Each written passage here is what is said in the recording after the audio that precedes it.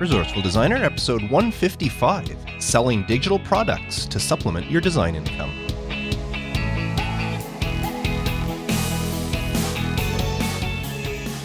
Welcome to the Resourceful Designer podcast, offering solutions to streamline your graphic and web design business so you can get back to designing. And now, your host. He prefers to shower in the morning, Mark DeCote.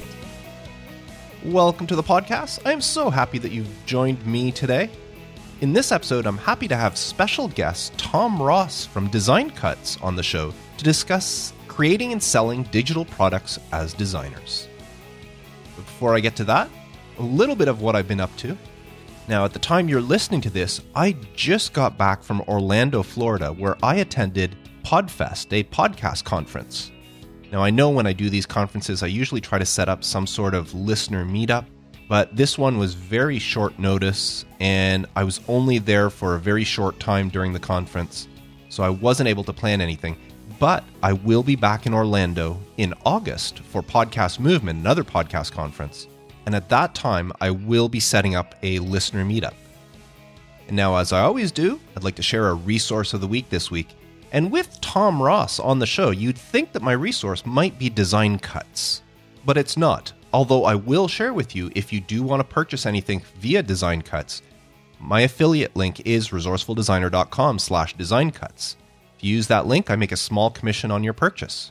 But that's not the resource of the week this week. Now, some of you may know Tom from his podcast, The Honest Designers Show, where he, Ian, Dustin, and Lisa discuss all things about running design businesses and just design in general.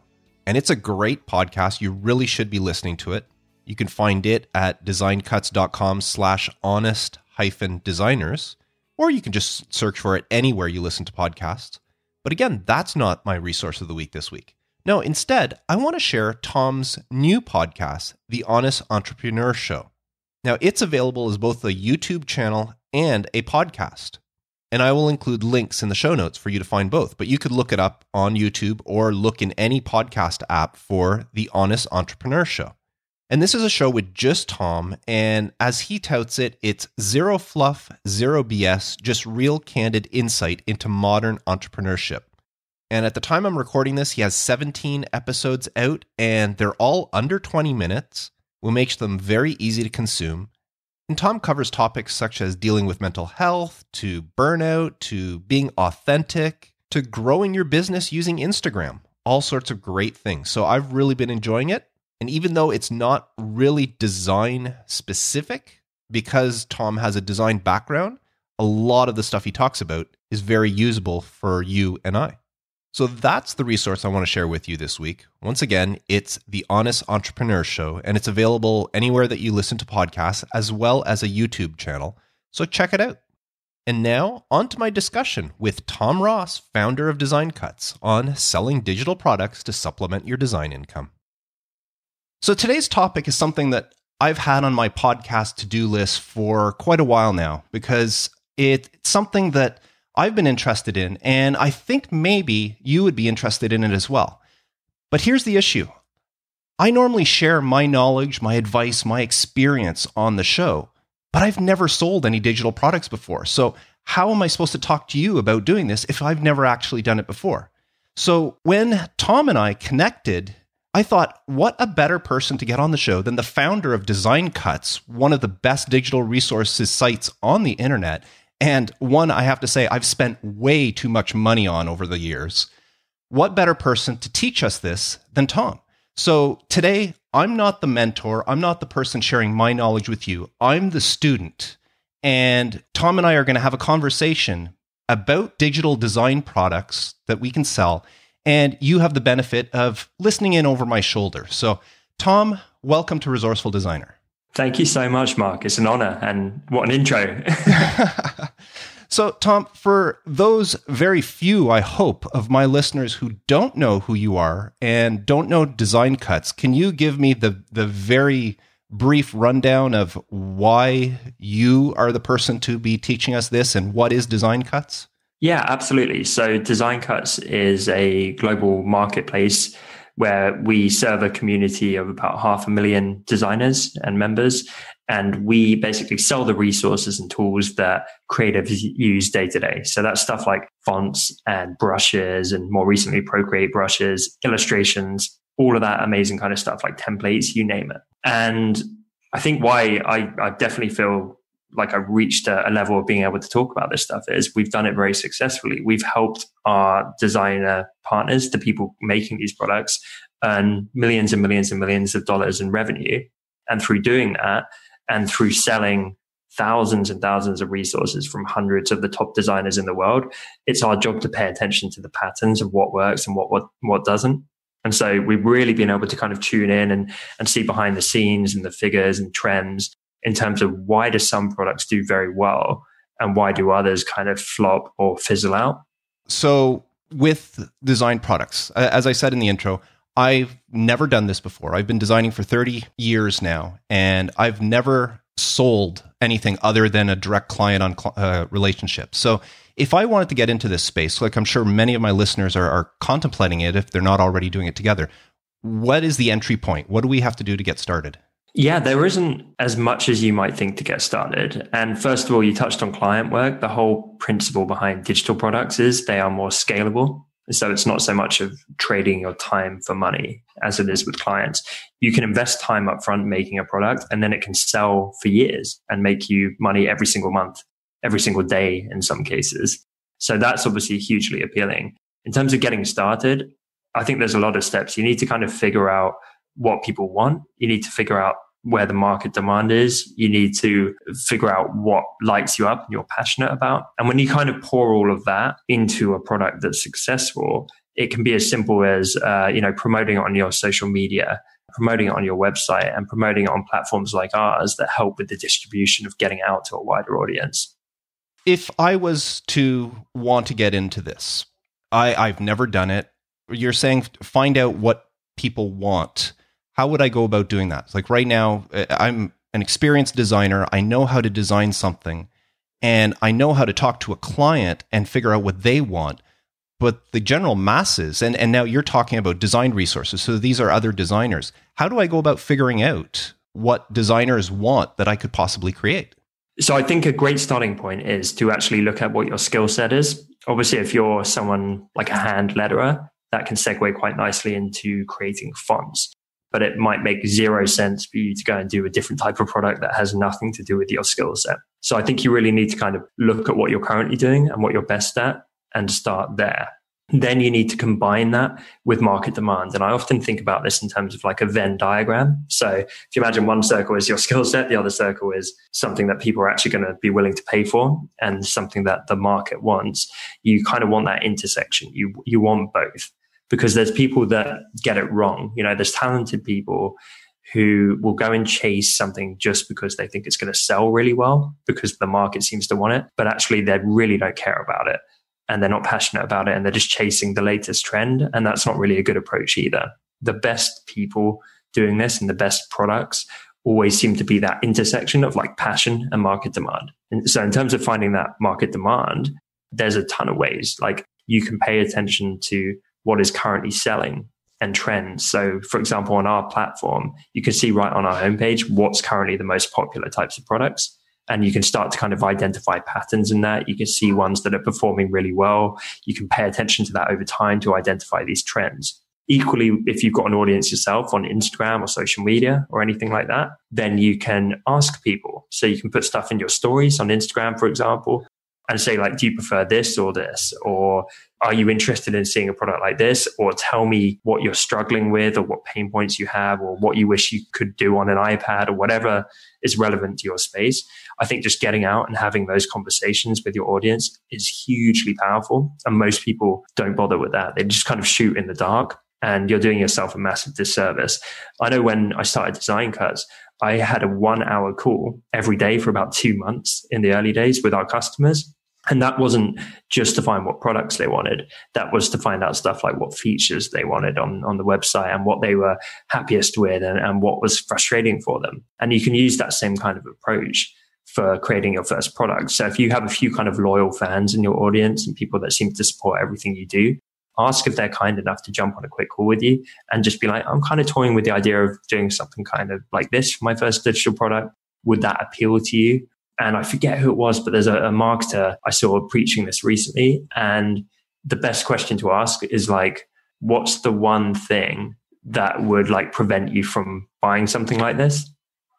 That's a really good question. Yeah. Because once you find clarity, and let's say you are the hand letterer and you talk to your audience and you see what's performing out there and you go, you know what, I'm going to create this kind of font because that's a really good fit for me and it seems to be selling. If you then start asking your audience, you know, what's the thing that would stop you buying this?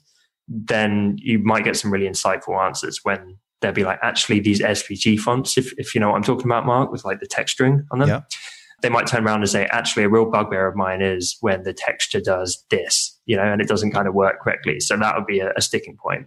And so then when you go and make the product, you can channel all of that feedback in and be like, I've done this and I've addressed these common pain points, which the wider market wasn't kind of dealing with. So I've made the most useful SVG font ever because I've actually listened to you guys.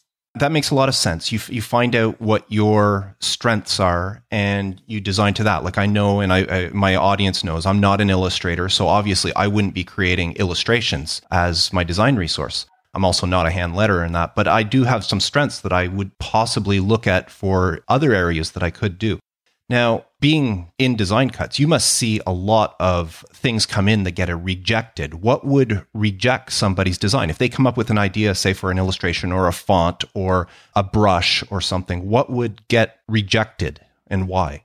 Yeah, for us, we've kind of got this red rope policy in that we have the highest standard of digital resource out of any marketplace. And we've done that very deliberately because I hate when you go somewhere and there's millions of products and you kind of can't see the wood for the trees and you have to dig through and try and find the good stuff. So we are probably the fussiest people on earth with this. And so I like to think we've got some good parameters for yeses and nos. We never generally will ever say no just because it's quite niche or quite specific. We've got all kinds of like weird and wacky products. We've got a pack where you can like create your own zombies and monsters and this kind of stuff. So, you know, it doesn't have to be super broad and generic to get a yes. It comes down more to like the usefulness and the quality, right? So I don't care if this thing is only going to appeal to 3 people. If it's really well made and really high quality and those people are going to love it. Where we tend to say no is if it's like unbelievably generic, or it's just ripping off better products out there, or if the quality isn't there, and that could be 1,000 variants. You know, it could be that the font doesn't have proper kerning, or that it's got some kind of issues in whatever the product is, or that the line work's not very good, or the vector file is kind of corrupted in some way. We see a lot of issues kind of rear their head, and we never want to open the floodgates and just be like, everyone just pile your stuff in, because I think then it becomes a race to the bottom. So yeah, like seriously, it comes down to quality. I wouldn't be afraid. I don't know if you've got particular products in mind, but I think we've all got something to offer. And you'd be amazed at how lucrative some of these little pockets and niches can be. Like we work with people that do little worksheets, little PDF worksheets, and make a fortune off of them, for example. Equally, we've got people selling resume templates. We've got people who are photographers who create like scene creators. So you can drag and drop these random items. We've got people who make scene creators out of like 3D artwork that they've done. We've got people that do brushes for Illustrator. There's so many little pockets within each of them. It's like any form of creativity, right? It's like if you go on Instagram, there's no one style of art. There's people exploring and pushing boundaries all the time and different styles. And I think that's a really healthy thing. And so what we don't want to sell is like, here's the generic halftone pack that hasn't really had any thought put into it and looks just like 10 other ones that came before it, but the quality is even lower. Yeah. That doesn't really serve a purpose because we want someone to come to our site and be like, okay, I get to pick between the 3 best halftone packs on earth. Why would they want pack number 186 that's ripping off 185 before it? Okay. Now, you did touch on the fact the high quality on design cuts, and that's why, as I said, I spent a lot of money on design cuts because of that high quality. But I mean, you're obviously not the only platform, and I'm not going to go into all the other ones. But what's the difference between selling on a resource site like yours or some of the others? Would you consider a stock photo site to be like a similar thing? Like if we create a design resource, like if you go to, I don't know, any of the stock photo sites, Getty or iStock or something. Yeah, something like that. you can pick up design resources there. But what's the difference between the two platforms?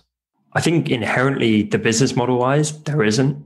It's just a site with a bigger audience than normally the product creator. So it helps distribute your product out to a wider audience and you make money you wouldn't have made otherwise.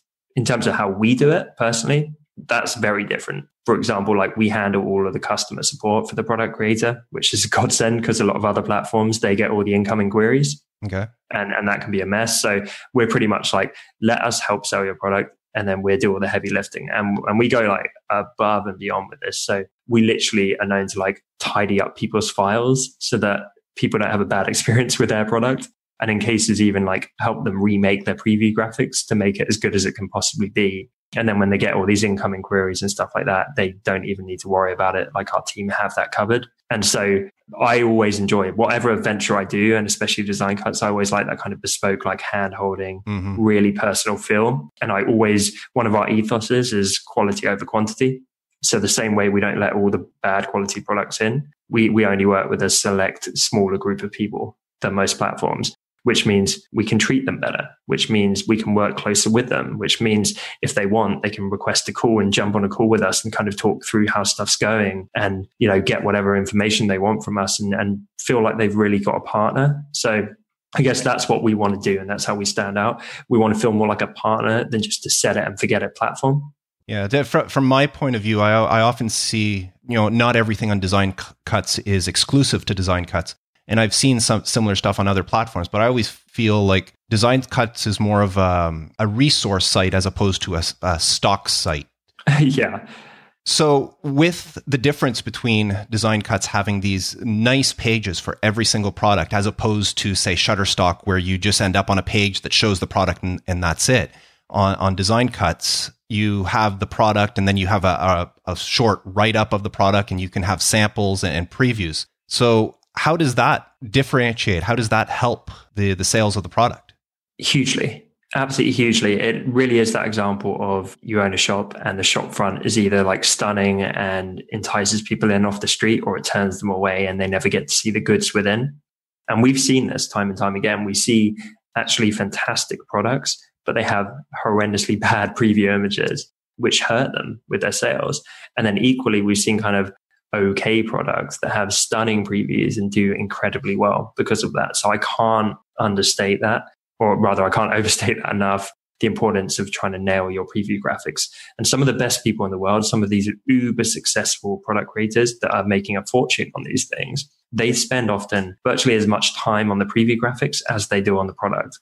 And I think what often happens is people will pour weeks or months into creating a product and they're so kind of burnt out from the product creation, the previews come as an afterthought and they quickly kind of wrangle something together and push it out to the world. And all that does is it means you're doing a disservice to the hard work that you put into the product creation. And there's a ton of ways that you can make your previews better. I think something really effective is showing off examples of it in use. Customers always want to feel inspired, whether that is through using mock-up templates and that kind of thing. It's just showing those brand applications. So, for example, if you've got a font, it's showing like, here's the font being used for like a hypothetical brand in multiple different scenarios. Here's it being used on a website. Here's it being used for a logo. So people can see that and be like, yeah, like I can see how valuable that would be. I can see how that's going to benefit me in my projects. The same way, there's a big difference between showing just a brush and showing a little thumbnail showing like that brush in Photoshop to showing like countless examples of that brush creating amazing art. It's something that's more aspirational. It's something that's more tangible. And you're like, oh, wow, I can see that actually in the real world being used. That's now inspiring me to go and create similar work. And that's what's going to lead me to buy this product. So that's definitely a huge thing. Yeah, I can attest to that. I know when I've gone to buy products, I've looked at, say, a font and I'll look and I'll say, oh, that's a nice looking font. But it's once I see the previews and I see that font in use. Or similar, I've bought brushes before and I'll look and I'll go, okay, well, that brush is interesting, but I've seen thousands of brushes before. But once you see that brush in use on an actual piece of artwork, because after all, we're designers, we're visual people. So when we see that in practical use, then all of a sudden you go, oh, yeah, okay. And that's when I know personally, I've forked out my money because of that. I'll look at a font and I'll go, oh, that's a nice font. But once I see it, I go, oh, I really like the way that logo is done with the font. I can see how I can use that. Yeah. And I've bought stuff before with that. Yeah, we hear that, and our partners hear that. Even on where they sell stuff independently on their own websites, they hear it. We hear it via email where people say, "I couldn't not buy this because the previews were so stunning." Mm-hmm. Like legitimately, they're like, "That's what led to me to purchase," and they tell us that. It would be the same way if you got an iPad and the whole casing of the iPad just looked really ugly, and then someone handed it to you in a trash bag. It wouldn't have the same feel, right, as that lovely box where you slide that lid off. And there's a lot more you can do than just brand application and mock-ups. I think actually showing what's included, that might sound super obvious, but a lot of people just slap like a cover image. That's what we call like that kind of top level image that you would see in a product listing. People slap that together and then pretty much don't do a lot beyond that. But often these products are quite comprehensive. So simply kind of breaking down in the previews and product description and saying, here's a visual showing all the different brushes. If we're talking about a brush pack, for example, here's a preview of all 70 brushes in this set and all the variations therein, and highlighting some of the key features as well. So they're pressure sensitive and they do this and that and that. And like, here's all these benefits, and kind of annotating them and showing them in a real nice visual way. We've seen packs that are huge, and let's say they offer 70 brushes, but they only show 4 of them off in the preview images. And you're thinking, what are you doing? Like, you're like withholding all this value. You're having to make people dig through the small print to actually understand how awesome and comprehensive this product is. Yeah. You just mentioned something that triggered a question here. You mentioned a pack with 70 brushes. Now, if somebody is creating, say, brushes, or they're creating, Illustrator or Photoshop styles that they're going to try to promote, how many? Like, if I create, say, 10 brushes, am I better off to try to create 20, 30, 40, 50? Am I going to have a better chance of selling if I have more styles to choose from? Or should I concentrate on those dozen really good ones that I can make? Yeah, honestly, I wish I could give the answer of just quality over quantity, and that's end of, but that wouldn't be entirely truthful. I think quality first, always, but when you've got quality and quantity, that tends to outperform just quality. So let me give you some tangible examples here. I see packs that do fantastically that have like 10 to 20 items in them, be it textures or brushes or whatever it might be. And that's because the product's great, it's presented really well, the descriptive text is fantastic, the price point's right, and they do really, really well. But they equally tend not to be the ones that are like complete blockbusters. So, for example, are you familiar with like The Portrait Creator by Lisa Glanz? Yes, I am, at least. That's like one of the most successful digital products ever, I think. And that's done really, really well for her. But that's a perfect example of quality being combined with the quantity. Because not only is the quality amazing, but it's vast. There's so much included that the perceived value and the value people are getting is off the charts, because they get hundreds of illustrations, thousands of variations. They get all these additional patterns. They get all these kind of like bonuses, if you will, wrapped into this product. And so it makes it kind of a no-brainer to purchase, because it is just that valuable. And of course, that's going to do better than a pack if you just got like 1% of that pack and put it out. It would still be really high quality. It would still be useful, but that's generally not going to perform as well as like the mammoth pack that Lisa's built at. And we see that play out time and time again. But people recognize this. Product creators recognize this. So what they end up doing is they often hit the quantity, but the quality falls. And we see this all the time where they're like, literally people are like, I've got a collection of 1,000 textures. And sometimes they do sell well on other platforms, but we still don't accept them because we say this might make you and us some money. It might be perceived as a valuable product, but we know the quality isn't there. We know the textures are fuzzy. They're not very useful. We know you're just packing in items to try and make more sales rather than actually come up with a compelling product. And therefore, even if some people get suckered into buying it because they think, 1,000 textures for whatever price, that's great. When they actually open it up, it's going to end up sat on that hard drive, or they're going to try using the products and it's not going to be a nice experience and they're not going to want to come back. So we tend to always try and avoid falling into that trap. So any day of the week, I would rather have a smaller pack that's high quality. But if you really want to shoot for the stars, have both. I know I can attest that there was a project that I have in mind that this is going back a few months ago. I needed a kind of a scroll-like banner, but it had to be a hand-drawn look banner. and I purchased something from Design Cuts, but I found multiple products that had almost exactly what I wanted, and I ended up picking the product that had a bunch of other stuff with it. It was all stuff I didn't need, but when it had, there's the banner I want, and it had 5 or 6 other banners that I have no use for right now, and then the other product that had 20 banners that I didn't have use, but they both had that one I needed. I bought the one that had more just because I would have it. So yeah, it makes sense in that sense. You mentioned earlier about promoting yourself. So say somebody does create something, they get it into Design Cuts. I know you guys are helping promote, but what does the designer and the creator? I mean, it's not a just upload it and forget and hope the money rolls in. We've got to kind of help promote this ourselves. So what do we do in that aspect? Yeah, I mean, to an extent, there are some people we work with where really we do all the promotion for them because they just hate that side of things. I think people are starting to see the benefit. And so some people help share it. They want to get it featured on the front page and that kind of thing. And I think there's a whole bunch you can do. I think promoting on social media is always a good starting point. But within that, Mark, I love the marketing side of things. Yes. And so I always think of ways to over deliver. Think of ways to engage people. Think of ways to bring value, to pique interest. That is the job of any good marketer. So there's a big difference between one day just spamming your following and saying, new product, go buy it, right? That's different. But what you could do is you could weave a story throughout your social media, your website, if you've got a newsletter, that kind of thing. You could weave the story of creating the product. You could actually get your audience involved in the process and through that build a better product anyway. So if your audience have been there the whole time and you're showing from the conception stage to the sketch stage and you're documenting this journey on your social media, and let's say people in your audience are kind of voting on Instagram polls or something, actually, let's go with that version, not that version. And then you take the pack down that path. And so every step of the way, they're guiding it, they're involved, they're kind of emotionally invested in this pack at this point. When you do that over a period of weeks or however long the pack takes to create, and then you shout about it, and then you shout about it in an interesting way where you've told a story, and you can tell the story of how you predict this pack is going to help people and the whole thought process behind why you made it and the journey of making it, and then you launch it with a bang and tell that compelling narrative around it. You see what I mean? How different that is compared to just one day being got a pack out, go buy it.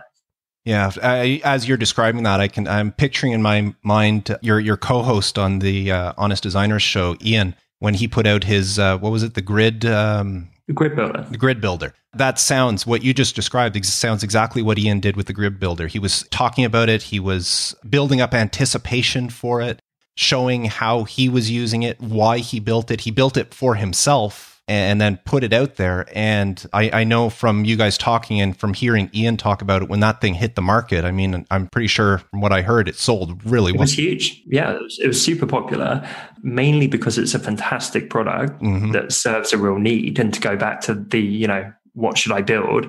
Ian could have just looked at what everyone else was doing and gone, I'll just make another version of that type of product. But he came up with something really, really unique and really valuable, which I can get to in a second. That's the other part of the Venn diagram, is the unique angle. So actually you kind of need everything. It's market demand, what you're passionate about, and how unique it is. Mm-hmm. That's huge. That's the 3 key pieces. But yeah, with Ian, he also did a great thing in that he continues to promote it. What most people do is, because they don't like marketing themselves, they build up the courage, they do this kind of spammy, weird shout out once, and then never mention it again. And so the majority of that audience miss out on even knowing about this thing. But if it's really good and it's going to bring people value, you should be able to confidently shout about this and know that it's going to help your audience. And so Ian, to this day, he will reshare people's work that have been using the grid builder, and they'll be posting on their stories and he'll be resharing it on his stories. So they get exposure, they reach a wider audience. And he's basically saying, look at the awesome work people are creating using my product. Isn't this cool? And actually at the time of recording this week, here's an exclusive. We're launching a font that we've been working for months with Ian on, which is the Honest Designers font. Oh, nice. Because if you know our podcast artwork where he's done our title graphic, people kept asking, is that a font? Where can I buy this? So we figured we'd go and build one. Nice. So we built one. But as part of that launch, we're going to be giving away an iPad to one person that gets the font and shows off how they're using it in their work. And I'm happy to be super transparent about this is a launch strategy. This is like one piece of it. But that means that's a fun thing for people to interact with and be part of. It's going to encourage sales because people want to win an iPad. It's going to spread the word about the pack because suddenly they're all going to be sharing the font in their stories and their social content for a chance to win the iPad and just to show off them using it, which then reaches an infinitely wider audience.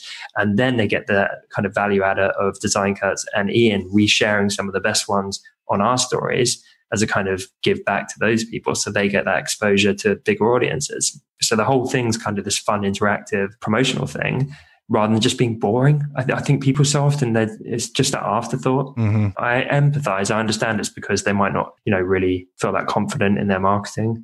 But I think really just get creative, like have fun with it, actually tell a bit of a story. And this can even weave into the product creation. So I realize I'm talking quite a lot here, Mark, but no, that's fine. You can tell I'm super passionate about this. So here's another example, right? People do like grungy textures. And this is a real big tip. If you're making a product, try and make it authentic.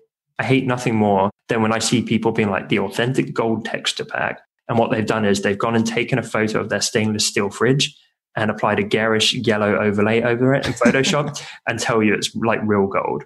And it looks really fake and terrible. But what people do, let's say it's the gold pack, right?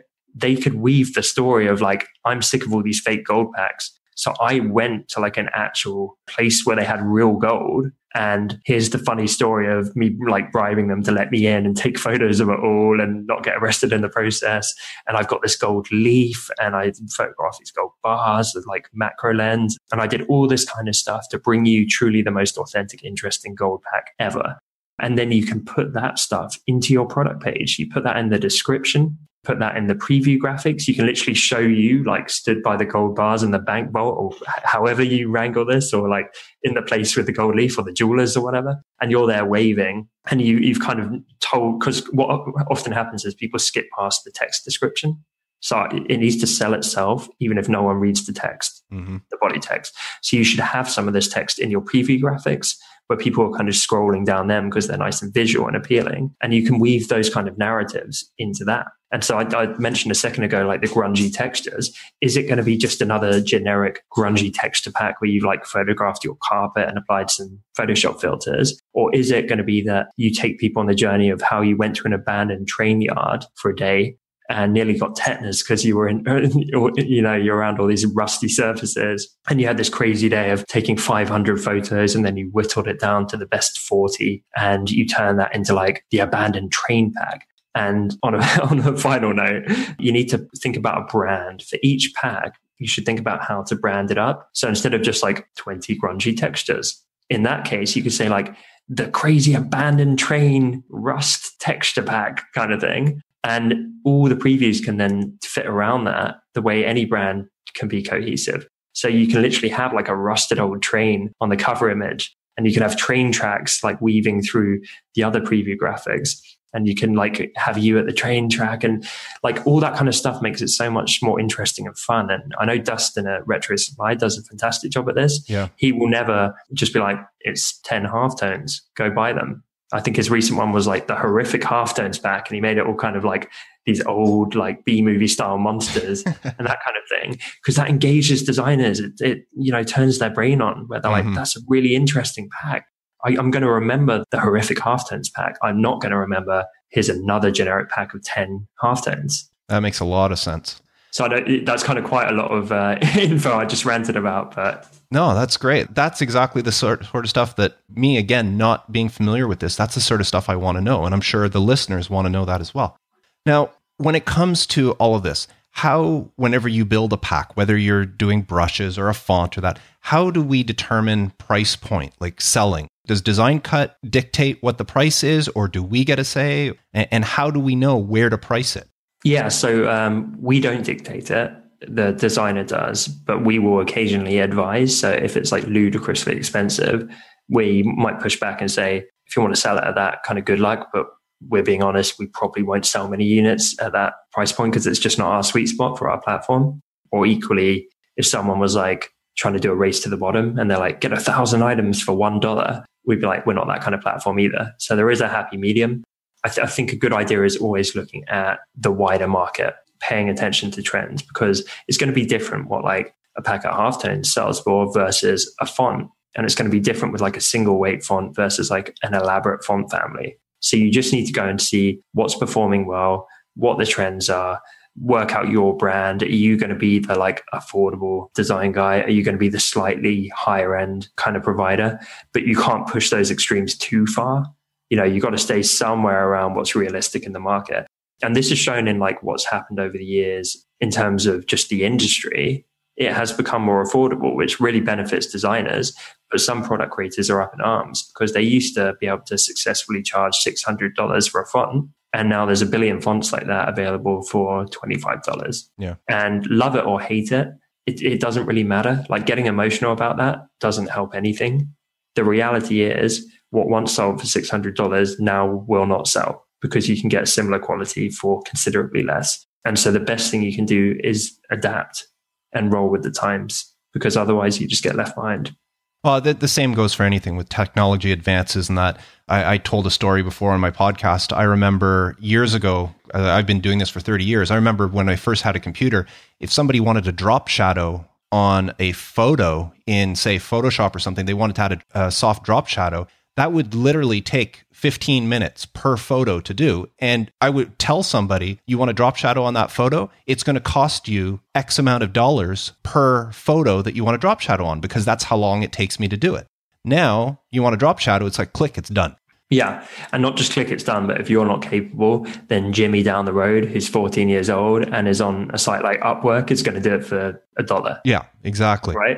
And so, previously there were a lot less designers. You could have charged, I'm sure, quite hefty amounts for that kind of work. Yeah. And now the market and the industry have just moved on. And so people need to be savvy to that, and they need to continue to pay attention to those trends. Just keeping your ear to the ground is a very smart thing, because we're doing that all the time. We start to understand the shifts and the market dynamics around this stuff. And you can never be romantic about it. You just have to be realistic about it. So true. And sorry, actually, on that note, something we don't allow, which I know some places do, is when people say, get this bundle of every item in my shop for like $9. We literally say like, that's not allowed in our marketplace. We won't accept products like that, because that's the uglier side of that. It's like, whilst it's great, the stuff becomes more affordable. That again is kind of the quantity being held above the quality in my eyes. And it becomes a race to the bottom. I think it's quite dangerous as well, because it undermines really good products where people put real thought into them, because that then just comes second place to something which is like, get 5 million items for like $1. Yeah. Now, realistically, if you're entering this space, you're not a Lisa Glanz or an Ian or a Dustin. So somebody who is not known, doesn't have a big platform, but we're starting out. What sort of money can we think about getting? I know this is very different. Like, one person will be different than another person. It all depends on the product. But are we talking about one product earning us a few dozen dollars, hundreds of dollars, thousands of dollars? Yeah, I'm going to sort of ignore the breakouts here, because there are people making millions off of this stuff. But that's obviously, like anything, that's quite rare. Mm-hmm. The same could be said for like bands, right? Yep. Or traditional artists. It can really vary. We work with some people that might literally make $50 to $100 a month, and they're super happy because it's not their job. They do it on the side, and that helps pay their bills. But equally, there are people that make hundreds, and there's people that make thousands, and even tens of thousands. Yeah, it's a real tough question to answer. I think a better way of looking at it is try and go for like the best, like the stuff I talked about, right? The uniqueness, what you're super good at and talented in and passionate about, and the market demand. When you focus on those three things, you're going to have the best chance of success. And then when you've done that, do it over and over again, because where it becomes really powerful is when someone like Lisa has 30 or 40 products all selling every month simultaneously. It's like a diversified stock portfolio, right? Yeah. They all bring in bits of money. Some blow up and do really, really well.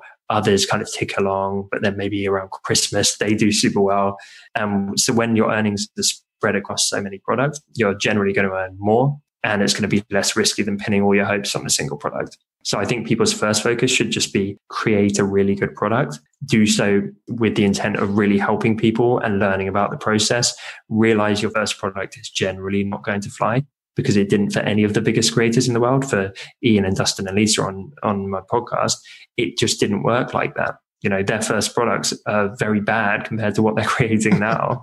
And I know they wouldn't mind me saying that, but they've come a long way. And like anything else, like YouTubers or podcasters, it might be that you have to keep churning out products and hit your 9th product, and that's the one that kind of pops and you start to see that inflection point. But equally, we do work with some people with a bit of guidance. There's like one of my tribe, one of my Instagram fans. I've been helping her make her first like proper product, and it's a greeting cards creator. And it just so happens that I was able to give enough guidance. She had the skills and the talent, and she's a fantastic illustrator. This pack is like better than 99% of what's out there. And it's like her first big product that she's done. Nice. And it's good enough that not only are we going to sell it, but I said we're going to put it in our newsletter featuring some of our best products. So I will, I've got everything crossed for her because I really care about her. But I really, really hope that flies and that does well for her. And she's like a kind of rare success story of it just working well from day one. Nice. So with what you've just been talking about, what about the risks and the work involved with getting into this? Yeah, I think it's a very different mindset from client work. So that's much more stable in the sense of if you're able to bring the clients in, you know how much your time is worth. And this is completely different, which can be scary for people. It's inherently a little bit more entrepreneurial. It's a little bit more fraught with risk in terms of you could spend weeks and weeks and weeks slogging your guts out building a product, and then it could just be a flop and not sell. When you break that down, that leads to a pretty terrible hourly rate. But if it works really well, then it could be the best hourly rate of your life. And it could continue to passively bring you in money every single month. So there's a much bigger spectrum of like how poorly or how well a product can do, but there's a much higher risk because there's no guarantees. Like I say, if you do the work for the client, you're basically going to get paid an expected amount. And that just doesn't happen with products. And even the really successful people who we work with, and we talk about this on the Honest Designer show, they're freaking out every month because they're pinning all their hopes on like, I really hope this product does well, but they can't turn around to their partner and say, yep, I'm going to make $10,000 this month. They can't guarantee that. Mm-hmm. Like maybe the product does $500 or maybe it does 40,000. And you start to learn the patterns when you've been doing it for a while. You start to kind of have a little bit of security, having a rough idea. And as I say, if you've got 40 products selling at once, you have a bit of a cushion. But when you're starting out, it is an investment in yourself and your career. If you want to do this, realize it's going to take upfront time. You're not going to see like an immediate return on that time. You're going to have to get better. You're going to have to claw it out like anything else in life. But the results of that in the long term can be tremendous. It sounds like I know from talking with designers over the years, there's a lot of them, especially the newer designers, they think, well, maybe I'll try to get my feet wet and get into like 99 designs or something like that and try these design contests. This almost sounds like it's on par, but more rewarding because with 99 designs, you're designing stuff and you don't know if you're going to get paid. Creating design resources, there's a better chance, from my understanding, talking with you, there's a better chance of getting paid, maybe not as much, but if you do well, then it's just a step in the door. You know, if you make a couple of dollars, and I think that's the thing, if you put a product out there and even the ones that flop, you might sell it for whatever, you might make $10, $15, $20 and that's it, but it's money you've made. And that's the type of incentive, you know, it'll make them want to go, well, you know, I made $20 on this product. What happens if I create another one and more and more and more? As opposed to going to these design contest things where you could create hundreds of designs and never get paid for anything. Exactly. And there is something so exhilarating about, like, you could do client work, and if you got paid $5 an hour, that would feel pretty bad, right? Correct. But if you put all this time into a product and then you went to sleep and you woke up the next morning and while you're sleeping, you made $5, you'd be so exhilarated. Because it's like, oh my God, like I earned money while I was sleeping. That's the stuff that dreams are made of. And obviously that's not going to put enough food on the table, but it's a really cool feeling. And so, you know, maybe you don't see an ROI, like a return on investment, for 2 years because this product earns you $20 a month. But if it does that consistently for years and years and years, and before you know it, you've got 20 products that are all doing that. And some of them break out and do a little bit better. And suddenly actually while you're sleeping, you're making $2,000 every night, then that's crazy. And you're right. I think it is more controllable than like the design contests and that kind of thing. For sure. Well, Tom, you've given me a lot to think about. And I'm sure a lot of my listeners, those that are not already doing this, are probably thinking, how can I get into this space? What can I do to create this passive type income? So a very valuable information. I do thank you very much for being on the show today. Where would you want, if they don't already know you, if they're not already familiar with Design Cuts, or forget Design Cuts. I promote Design Cuts enough on the show. By the way, just appreciate it. Plug here, resourcefuldesigner.com/design cuts. That is my affiliate link. If you do make a purchase through it, just upfront, I do make a little small commission. And like you said, it's always fun. I with affiliates, I could be charging my hourly rate designing something, but whenever I get one of those $1, $2 affiliate sales, it's like, woohoo. Yeah. But where do you want people to, if they want to get a hold of you or know more about you, where should they look for? Yeah, I think probably the best place is my Instagram, which is Tom Ross Media. And for anyone listening, like if you want to DM me there and say that you listen to this podcast with Mark and I, and that you're thinking about doing it, I will literally try and help you. I'll give you a guaranteed response if you're like thinking about. And I've done this. People DM me and they're like, here's a half-done product I'm working on. And I will write back, as long as you're okay with brutal honesty, but with kind intent. And I'll be like, here's why this is not good enough yet. Like, here's what I would do. And I'm like happy to guide you any way I can. Well, we're all designers, Tom. We better be able to take criticism. So honest criticism. If not, we're in the wrong profession here. So thank you very much. This has been very fun. It's been a long time since I've had a guest on the show, but I really wanted to get this topic out, and I couldn't think of somebody better to bring it to my audience. So thank you very much. And again, if anybody's out there, you want to listen to Tom and his journey, we talked about Lisa, Ian, and Dustin. That's the Honest Designer show. I love it. I've listened to every episode since they first came out. I love the show. And Tom's other podcast that I mentioned as the resource of the week, which is the Honest Entrepreneur show. And that one's still in its infancy, but Tom's putting out some really great entrepreneurial genius there. So if I already know that you like listening to podcasts because you're listening to this one. So as soon as you're done this, why don't you run on over, do a search for Honest Entrepreneur and subscribe to his show as well. So thank you very much, Tom. Thanks so much, Mark. I really, really appreciate the kind words and having me on. It's always a blast catching up. So there you have it. Thank you very much for listening in. I know this is something very different. Tom's only the third guest I've had on the show in over 150 episodes. So I hope you liked this format, and I hope you gained some insight into creating and selling digital products. And I would love to know if you decide to take a plunge into this new endeavor. So let me know if you do, or if you just have questions pertaining to this week's topic, please leave a comment at resourcefuldesigner.com/episode 155. And if your questions or comments are directed towards Tom, I'll make sure that he sees them. But that's it for this week's episode. I would love to know your thoughts on the whole interview process. Is this something you'd like me to do more of? Because that's always a possibility. Let me know. Send me an email, feedback@resourcefuldesigner.com, and let me know what you thought. But until next time, I am Mark Decote, wishing you all the best with your graphic design business and reminding you to stay creative.